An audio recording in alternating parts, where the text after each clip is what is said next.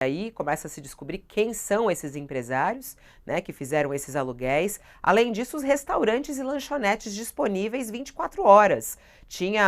Eram oferecidas 3 refeições por dia, café da manhã com frutas.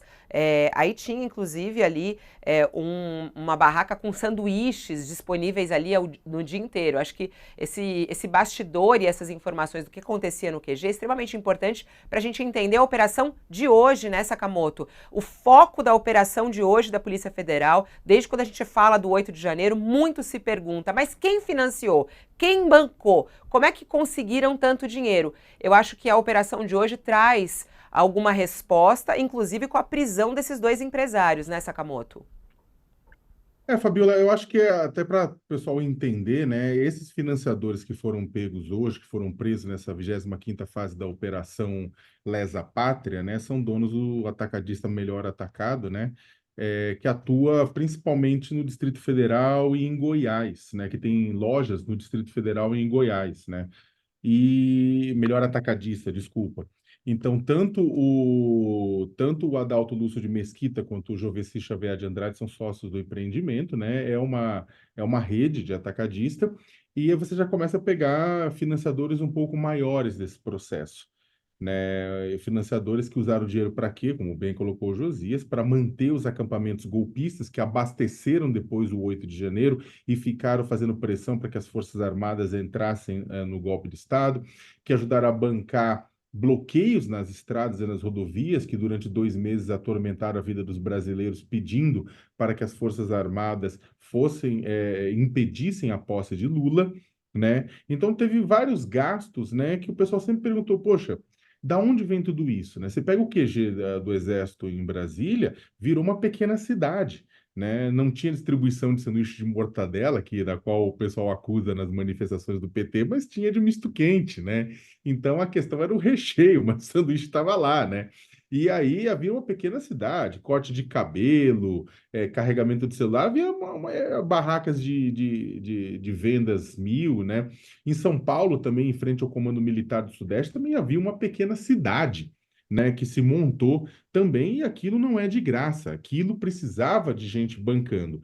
Agora, existe um ponto, Fabiola, que falta, né, apesar de ser importante esse avanço, apesar de estar pegando empresários maiores, como o Jovessi e o Adalto, né? Você tem um grupo de empresários que financiaram pesadamente as manifestações golpistas pelas apurações que foram feitas por colegas aqui no UOL, em outros veículos de comunicação, né, em que você também já vê uma ponta aqui e ali das próprias investigações da Polícia Federal, que são os empresários do agronegócio. Os empresários do agronegócio, notadamente os empresários dos estados do Mato Grosso e do Pará, contribuíram de sobremaneira com a manutenção com o financiamento desse processo golpista, dos acampamentos, dos atos de 8 de janeiro, e mandar gente para lá, manter as pessoas lá. Né? No Pará, houve toda aquela coisa, lojas de informática, outras pequenas empresas sendo usadas, o Pix dela sendo usada para juntar o dinheiro para mandar para os acampamentos em São Paulo. No Mato Grosso também, grandes produtores rurais bancando, né, a ida, né, desses manifestantes, desses golpistas para Brasília.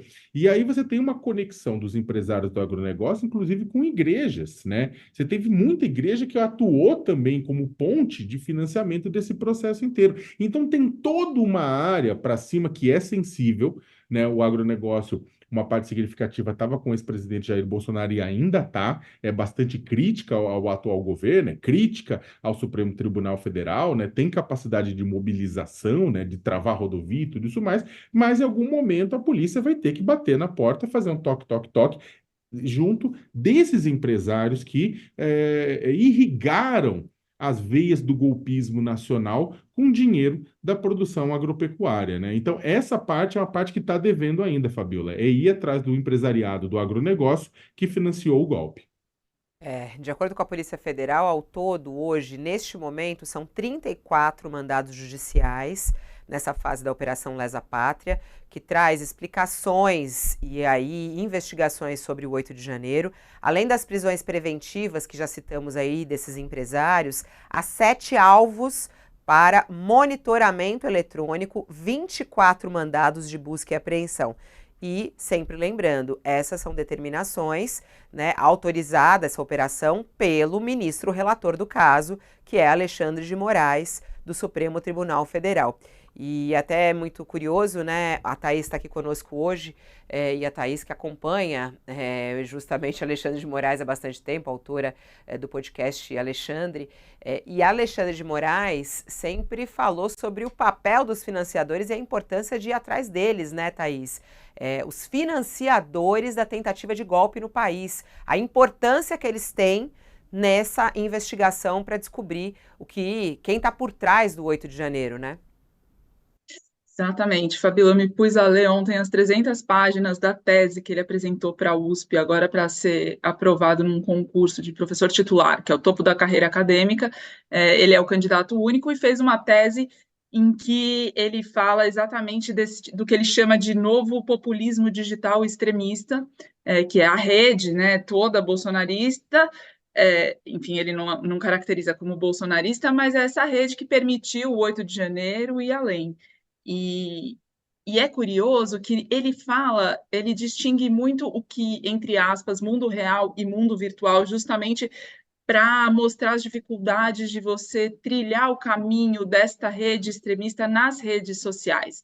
Então, a responsabilização dos provedores, das redes sociais, a questão dos algoritmos. E ele usa o mundo real, entre aspas, para explicar como é difícil você seguir os rastros no mundo virtual. E a operação de hoje, ela é muito deste mundo real, né? Nesse mundo que não é o virtual, que é um exemplo do Alexandre de Moraes, de como fica escancarada a responsabilização desses empresários. Então, o que ele fala nessa tese dele? Ele fala que no mundo real, se uma empresa aluga um depósito, onde vão golpistas tramar um golpe, por exemplo, ou praticar qualquer tipo de crime, este depósito só pode ser responsabilizado se souber do que está acontecendo dentro do seu estabelecimento. Mas mais grave ainda vai ser se, além de saber que está sendo cometido um crime lá dentro, ele ainda tirar proveito disso, querendo dizer que as redes sociais têm responsabilidade e ainda lucraram com o golpismo nelas. No caso dos acampamentos, que é o mundo real, né, que esses 2 empresários presos hoje admitiram ter ido, ter frequentado, ter estado mais de uma vez lá, havia mesmo, de fato, uma economia lá dentro. Além de ter financiamento, havia também giro de dinheiro.